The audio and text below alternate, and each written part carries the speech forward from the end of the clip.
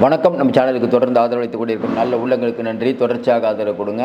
இன்றைக்கி ராகுல் காந்தியுடைய மிக பிரமாண்டமான ஒரு பேரணி ஆரம்பிக்க போது இன்னும் சற்று நேரத்தில் ஆரம்பிச்சிடும். 3 மணிக்கு இன்றைக்கி நம்ம தேர்தல் ஆணையம் மக்களை சந்திக்கிறார்கள், செய்தியாளர்களை சந்திக்கிறார்கள். இதற்காக இன்னொரு பக்கம் பார்த்தீங்கன்னா ராகுல் காந்தியுடைய பேரணி நடக்குமா, அதில் பஜ்ரங் தள் அமைப்பினர் பல பிரச்சனைகளை செய்யணுங்கிறாங்களே, என்னாச்சு? ஏற்கனவே ஹரியானா மாவட்டத்தில் இதே மாதிரி தான் அன்னூல் மாவட்டத்தில் நடைபெற்ற பேரணியை வன்முறை கும்பல் வெறியாட்டம் நடத்தி அங்கே இன்டர்நெட்லாம் சேவையெல்லாம் தடை பண்ணுற நிலைமைக்கு கொண்டு போனாங்க. அப்போ ராகுல் காந்தி பேரணியை வைத்து ஒரு மிகப்பெரிய கலவரத்தை உண்டு பண்ணி தேர்தலை தள்ளி வைக்க திட்டமா இப்படிங்கிற ஒரு பெரிய விஷயம் ஓடிட்டுருக்கு. ஏன்னா இந்த யாத்திரை அப்படிங்கிறது கிட்டத்தட்ட 50க்கு மேற்பட்ட தொகுதிகளை கவர் பண்ணுது. 23 மாவட்டங்கள். அந்த 23 மாவட்டங்களில் பார்த்தீங்கன்னா கிட்டத்தட்ட ஒரு 12 மாவட்டம் பிஜேபிக்கு ஆதரவான மாவட்டம். போன தடவை பிஜேபி அங்கே நிறைய ஜெயிச்சிருக்குது. இன்றைக்கி அங்கே ராகுல் காந்தியுடைய பிரச்சாரம் ஒரு பெரிய தாக்கத்தை ஏற்படுத்தும். ஏன்னா நடக்கிறது ராகுல் காந்தி மட்டும் இல்லை, இந்தியா கூட்டணி.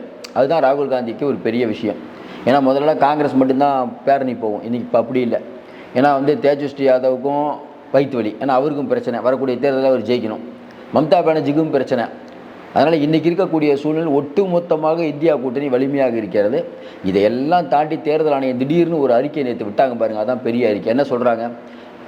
தப்பு நடக்கலைன்னு அவங்க சொல்லலை, தப்பு நடந்திருந்தால் முதலே சொல்ல வேண்டியதானு. நம்ம என்ன கேட்குறோம்? ஏங்க தப்பு நடந்தால் முதலே சொல்லணும், எங்கெங்க நீங்கள் மின்னணு அந்த ஓட்டர் லிஸ்ட்டை மின்னணு அந்த எவிடன்ஸை நீங்கள் இன்டர்நெட்டில் வெளியிட்டு இருந்தால் பிரச்சனையே இல்லையே. சரி, இப்போ என்ன சொல்லுது அப்படின்னு பார்த்தீங்கன்னா, அது சொல்கிற கதை தான் பெரிய கதை.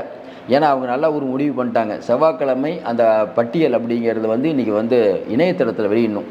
இணையதளத்தில் வெளியில்லாமல் வேணாமான்னு ஒரு ஆலோசனை கூட்டம் நடந்து கொண்டு இருக்கிறதா சொன்னோம்ல, அது முடிஞ்சு 3 மணிக்கு ப்ரெஸ் மீட். ஏன் இதை சொல்கிறோம்னா, இணையதளத்தில் வெளியிடலாமல் வேணாமா, சப்போஸ் நம்ம வெளியிடாமல் டைம் கேட்டால் உச்சநீதிமன்றம் கொடுக்குமா கொடுக்காதா அப்படிங்கிறதுக்காக சொலிசிட்டர் ஜெனர்ஜி உட்பட துஷார் மேத்தா உட்பட ஒரு ஆலோசனை கூட்டம் நடந்துக்குது. எப்படி போய் நம்ம லீகலாக இதை உச்சநீதிமன்றத்தில் எதிர்கொள்ளணும். ஏன்னா உச்சநீதிமன்றத்தில் ஒரு லாக்கை போட்டாச்சு.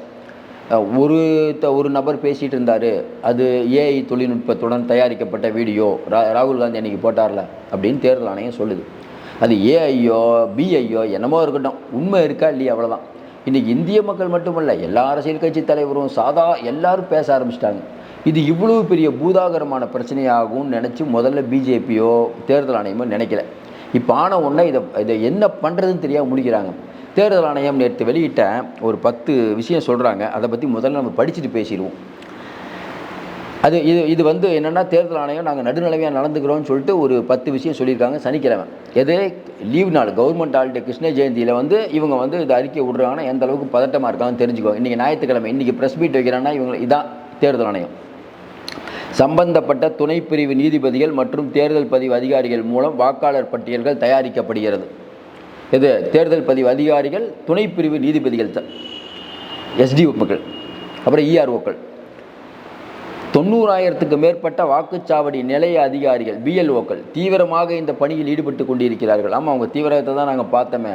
ஒரே இடத்துல உட்காந்து எல்லோரும் கையெழுத்து போட்டு அதை பார்த்தோம். அப்புறமே ஹரியானாவில் 51 வாக்கில் குல்தீப் சிங் தோற்று போயிட்டார். அவரை ஜெயிக்க வச்ச கதையெல்லாம் நாங்கள் பார்த்தோம். உச்சநீதிமன்றம் நானே என்றன்னு உட்காந்து எண்ணி, எப்பா நீ ஜெயிக்கலப்பா, தோத்துட்டுப்பா, முதல்ல கிளம்புப்பான்னு சொல்கிறதையும் பார்த்தோம். இதான் பிஎல்ஓக்கள் பல பேரோட நிலைமை. பிஎல்ஓக்கள் மேலே தப்பு இல்லை, ஏன்னா அவர்களுக்கு கொடுக்கப்படக்கூடிய அஜெண்டா. அந்த பிஎல்ஓ ஹரியானாவில் முதல்ல காங்கிரஸ் வேட்பாளர் ஜெயிச்சாங்கன்னு எப்படி சொன்னார்? நேர்மையாக தானே சொன்னார். அதற்கப்புறம் எங்கேருந்து ஃபோன் வந்தது? அதுதான். அதுக்கப்புறம் ஒவ்வொரு சட்டமன்ற தொகுதியிலும் உள்ள அனைத்து வாக்காளர்களும் பங்கேற்கின்றனர். நீங்களே சொல்லுங்கள், ஒவ்வொரு சட்டமன்ற தொகுதியிலும் அனைத்து வாக்காளர்களும் பங்கேற்று இருக்கிறார்களா இந்த மேட்டரில்? இப்போ நம்மலாம் வாங்க எல்லோரும் வாங்க ஓட்டர் ஐடியில் சேருங்கன்னா எத்தனை பேர் போகிறோம் இன்ட்ரெஸ்ட்டாக? அது எப்படிங்க எல்லோரும் வந்தாங்க. அதில் பார்த்ததில் சில பேருக்கு இல்லவே இல்லைன்னு இவங்களே சொல்கிறாங்க. லாஜிக்காக இருக்கா? ஒரு இடத்துக்கு நாங்கள் போனோம், இந்த மாதிரி எல்லோரும் வாங்கப்பான்னோம். கிட்டத்தட்ட ஒரு 70% பேர் இன்ட்ரெஸ்ட்டாக வந்தாங்க. இன்னும் 30% பேருக்கு நாங்கள் வீட்டுக்கு போய் போகிறோன்னு சொன்னால் ஒரு லாஜிக் இருக்குது. இது லாஜிக்கா? இந்திய தேசிய காங்கிரஸ் உள்ளிட்ட பீகாரில் உள்ள 12 அங்கீகரிக்கப்பட்ட அரசியல் கட்சிகளாலும் நியமிக்கப்பட்ட 1.6 லட்சத்துக்கும் மேற்பட்ட பூத்து நிலை முகவர்கள் பிஎல்ஏ இந்த செயல்பாட்டில் ஈடுபட்டுள்ளனர்.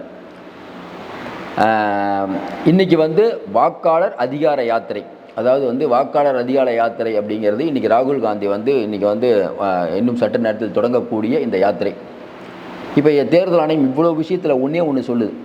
நாங்கள் அந்த பட்டியல் வெளியிட்ட உடனேயே நீங்கள் அப்ஜெக்ஷன் பண்ணியிருக்கணும், தேர்தல் முடிஞ்சு நாடாளுமன்ற தேர்தலெலாம் முடிஞ்சதுக்கப்புறம் இல்லை நாங்கள் ஒத்துக்க மாட்டோங்கிறத ஏற்க முடியாது. என்ன சொல்லுதுன்னா, நாங்கள் தப்பே பண்ணியிருந்தாலும் நீங்கள் முன்னாடி சொல்லுங்கங்குது. கரெக்ட், நீங்கள் தப்பே பண்ணியிருந்தாலும் நாங்கள் முன்னாடி சொல்லுவோம். தேர்தல் ஆணையம் அப்படிங்கிற ஒரு அமைப்பு மேலே யாராவது பெரிய குற்றச்சாட்டு முதல்லலாம் சொன்னாங்களா? குரோசி இருக்கும்போதும் சரி, டிஎன் சேஷன் அவர்கள் இருக்கும்போதும் சரி, யாராவது சொன்னாங்களா? இப்போ நம்ம பேசிகிட்டு இருக்க நேரம் அஸ்ஸாமை சேர்ந்த தேர்தல் அதிகாரி ஒரு விஷயம் சொல்லியிருக்கார். எங்களுக்கு அதிகாரமே இல்லைங்கிறார். அப்போ லோக்கலில் இருக்கக்கூடிய தேர்தல் ஆணையர்களுக்கு நீங்கள் என்ன அதிகாரத்தை கொடுத்துருக்கீங்க? சென்ட்ரலில் இருக்கக்கூடிய தேர்தல் ஆணையர் ஒரு உத்தரவு போட்டால் ஒபேதி ஆடுற மாதிரி பண்ண சொல்கிறீங்க. இப்போ கூட மேற்கு வங்காளத்தில் ஒரு 4 பேரை சஸ்பெண்ட் பண்ணியிருக்காங்க. எதற்காக கேட்டால் அவங்கெல்லாம் வந்து இது சட்டவிரோதமாக குடியேறினங்களெல்லாம் உள்ளே சேர்த்துட்டாங்கங்கிறீங்க. கரெக்டு. அவங்கள சேர்க்க சொன்னது யார்? அவங்களே விருப்பப்பட்டு சேர்த்தாங்களா? யார் சேர்க்க சொன்னது? இன்னும் குறிப்பாக சொல்லணுன்னா அந்த ஏரியாவில் பார்த்தீங்கன்னா கரெக்டாக தான் நடந்திருக்குது. அதாவது நீங்கள் திட்டமிட்டு நிறைய பேரை சேர்க்க சொல்கிறீங்க, அதை சேர்க்கலைங்கும் போது 4 பேரை நீங்கள் வந்து இன்றைக்கி சஸ்பெண்ட் பண்ண சொல்கிறீங்க. மம்தா பானர்ஜி சஸ்பெண்ட் பண்ணல, ஒரு நாள் ஆனதை பார்த்துக்கிட்டாங்க. ஸ்டேட்டுக்கும் சென்ட்ரலுக்குமான சண்டை நேற்று நடந்தது இல்லை, இடி மேலே வந்து தமிழக போலீஸார் வழக்கு போட்டாங்க, அந்த கதை தான். இப்படி போயிட்டு இருக்கும்போது இன்றைக்கி தேர்தல் ஆணையம் 3 மணிக்கு என்ன சொல்ல போகுதுன்னு நாடு முழுவதும் எதிர்பார்த்துட்ருக்கோம். அதையும் தாண்டி ஏற்கனவே மோடி, அமித்ஷா உள்ளிட்டவர்களுக்கு வேறு எதை பற்றியுமே கவனம் இல்லை. ஜிஎஸ்டியை குறைக்கணும், அதுக்கு இது எதை பற்றி பேசினாலும் நான் இன்றைக்கி 3 மணிக்கு இந்த ஃப்ரேமை எப்படி பண்ணுறது? இன்றைக்கி வந்து 3 மணிக்கு வந்து தேர்தல் ஆணையர் என்ன பேச போகிறாங்க? ஏன் தேர்தல் ஆணையர் என்ன பேச போகிறாங்க? கொஞ்சம் யோசனை பாருங்கள். தேர்தல் ஆணையர் 3 மணிக்கு என்ன பேசுவாங்க? அது வந்து ராகுல் காந்தி வந்து ஏஐ தொழில்நுட்பத்தில் பண்ணதுங்க அந்த வீடியோ. அதை வச்சு வந்து ஒரு அவதூறு கிளப்பிட்டு இருக்காங்க. பட் நாங்கள் ரொம்ப நேர்மையான அமைப்பு தான். இப்போ கூட நாங்கள் சொல்கிறோம், யாராவது வந்து கேளுங்க, சப்போஸ் அவங்களுக்கு விடுபட்டு போச்சுன்னா எங்களை நேராக அணுகுங்க. யாரை? தேர்தல் ஆணையருக்கு லெட்டர் போடணுமா? வேறு வேலை வெட்டி இல்லை. நீங்கள் வந்து அரசியல் கட்சிகள் வந்து தேர்தல் நிற்கிறது வந்து மக்களை பலப்படுத்தவா? நீங்கள் தேர்தல் என்னென்னு எங்களுக்கு காசு கொடுத்து ஜெயிச்சு கொள்ளடிக்க போகிறீங்க. இதுக்கு நாங்கள் எதுக்கு போய் ஒவ்வொரு கியூவாக நிற்கணும்னு மக்கள் கேட்பாங்களா இல்லையா?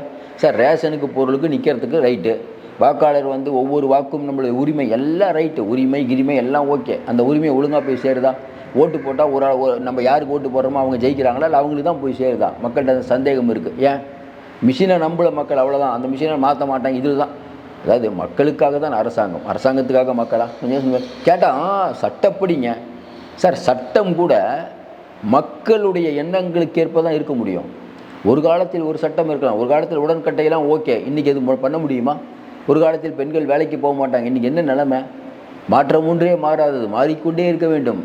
நீங்கள் தானே சொன்னீங்க பிரிட்டிஷ் காலத்தில் வந்து சட்டம்லாம் தப்பு, நாங்கள் பாரத இது என்னமோ வாயே நுழைய மாட்டேது இந்தியில். 6th என்னமோ மாற்றுறாரு பேரை. எப்படி மாற்றுறீங்க? எதுக்கு மாற்றுறீங்க? பழைய காலத்துலலாம் போக்சோ வழக்குகள் இவ்வளோ கடுமையாக இருந்தது, ஏன் வழக்கு போடுறீங்க? பல விஷயங்கள் மாறிக்கொண்டிருக்கிறது இல்லை. இதற்கு முன்னாடி வந்து ஆளுநருக்கும் நம்ம ஜனாதிபதிக்கும் டைம் ஃப்ரேம் ஃபிக்ஸ் பண்ணாங்களா? டைம் ஃப்ரேம் ஃபிக்ஸ் பண்ணோன்னா ஒன்றிய அரசு வேகமாக ஓடி வரீங்களா? ஐயோ, ஜனாதிபதிக்கெல்லாம் நீங்கள் எவ்வளோ பெரிய ஆளுங்க, அவருக்கு போய் டைம் ஃப்ரேம் ஃபிக்ஸ் பண்ணுறீங்க? இதெல்லாம் என்ன அது பெரிய விஷயம்? அதெல்லாம் முடியாது. ஒன்றும் புரியல. யார் அவருன்னு நமக்கு புரியல. ஜனாதிபதியும் மனிதர் தானுங்க. அந்த போஸ்ட்டில் வந்திருக்காரு. அந்த போஸ்ட்டில் இருக்கவங்க நடுநிலையாக இருக்காங்களாங்கிறது இந்திய மக்கள் சொல்லட்டும். ராம்நாத் கோவிந்த் நடுநிலையாக இருக்காரா? ஒரே நாடு ஒரே தேர்தலுக்கு வந்து யார் இன்றைக்கி வந்து நியமிச்சிருக்காங்க தலைவராக? ராம்நாத் கோவிந்த் தான். ஏன் நியமிச்சிருக்காங்க? பேசினா நிறைய பேசலாம்.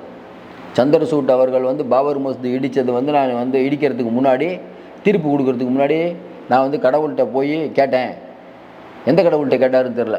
கடவுள் சொல்லி பண்ணுறேங்கிற மாதிரி சொல்கிறாரு. ஒன்றும் சட்டத்தின் ஆட்சி நடக்கக்கூடிய ஆட்சியில் கடவுள் தான் எல்லாத்தையும் முயற்சி பண்ணுறாருன்னா ஒன்றுமே புரியலையே. ஒன்றுமே ஒவ்வொரு ஏரியாவில் கலராக ரீல் விடுவாங்கள அந்த மாதிரி.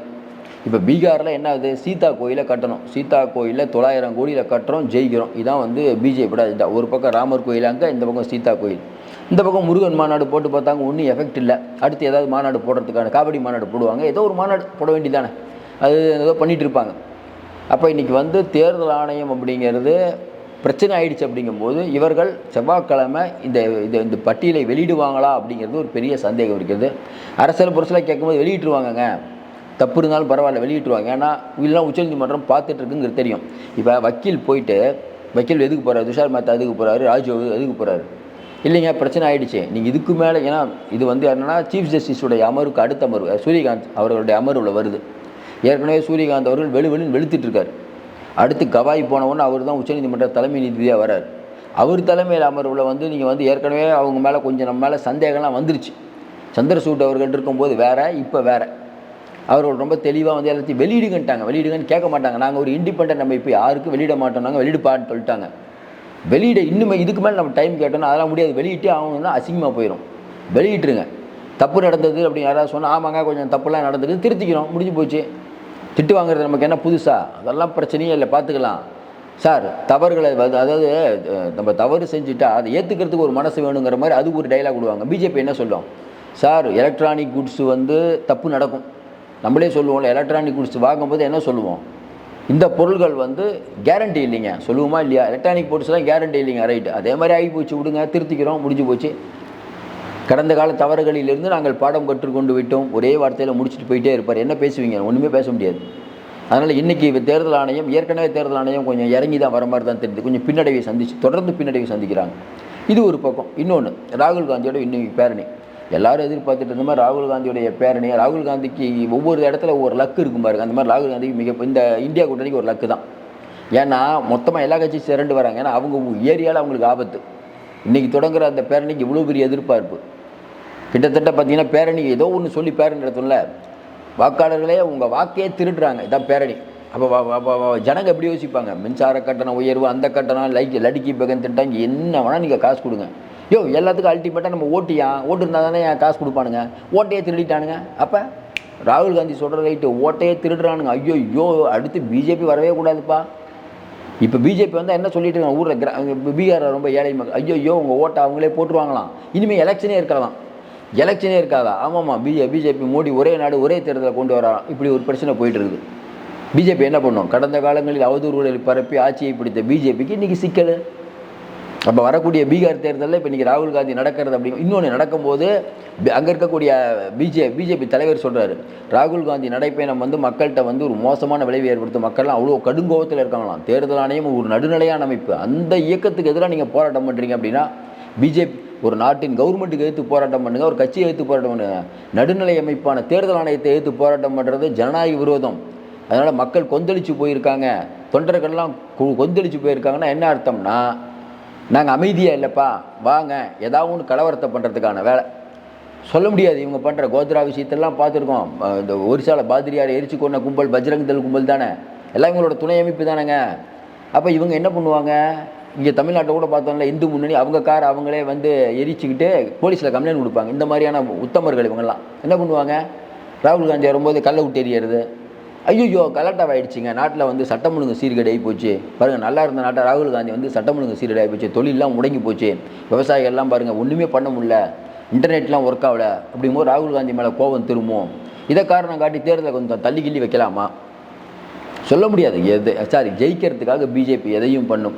இன்றைக்கி இருக்கக்கூடிய சூழ்நிலையில் ராகுல் காந்தியோடைய இந்த போராட்டம் அப்படிங்கிறது ஒட்டுமொத்த இந்தியா கூட்டணி நடக்கும்போது அதனுடைய சரியான கூட்டம் போகிறப்போ எல்லா ஊர்லேருந்து வேறு ஆளுங்க வந்துட்டு இருக்காங்களா.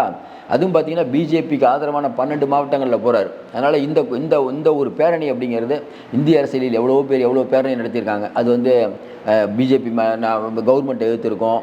கொஞ்சம் பாருங்கள், இது வரைக்கும் என்ன பேரணி நடக்கும்? அந்த எங்களுக்கு இடஒதுக்கீடு வேணும், அந்த இது வேணும், அது வேணும். ஐயா எங்கள் ஓட்டை வேணும், எங்கள் ஓட்டை ஒழுங்காக போடுங்கன்னு கேட்குறதுக்கு ஒரு பேரணி. இந்திய அரசியலில் இது புதுவிதமான அரசியல் தான்.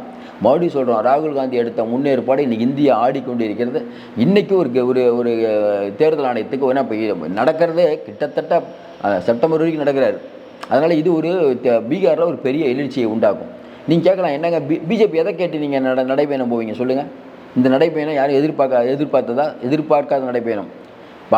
நிதிஷ்குமாருக்கு எதிரான நடைப்பயணம் அப்படின்னா நிதிஷ்குமார் ஆளுங்க போயாண்டுருவாங்க. இப்போ நிதிஷ்குமார் ஆளுங்களே கவலைப்படுறாங்க. ஏன்? நிதிஷ்குமாரோட எம்பி சொல்கிறாரு, நானே வெளியூரில் பிறந்தவன், 2 தடவை எம்பி ஆகிட்டேன், எனக்கு வந்து பர்த் சர்டிஃபிகேட் இல்லைப்பா சொல்கிறாரா இல்லையா? அப்போ ஒரு பிஜேபி மட்டும்தான் இருக்கும், மற்ற எந்த கட்சியும் இருக்காது. சிராக் பாஸ்வான் கட்சி எதுக்கு போதா?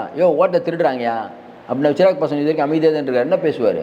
அதனால் எதிர்கட்சிகளும் அமைதியாக இருக்க வரைக்கும் பண்ணிட்டு இருக்கக்கூடிய, அதனால் ராகுல் மீது கடும் கோபத்தில் இருக்கிறது ஆர்எஸ்எஸ் பிஜேபி கூட்டம், சங் பரிவார் கூட்டம்.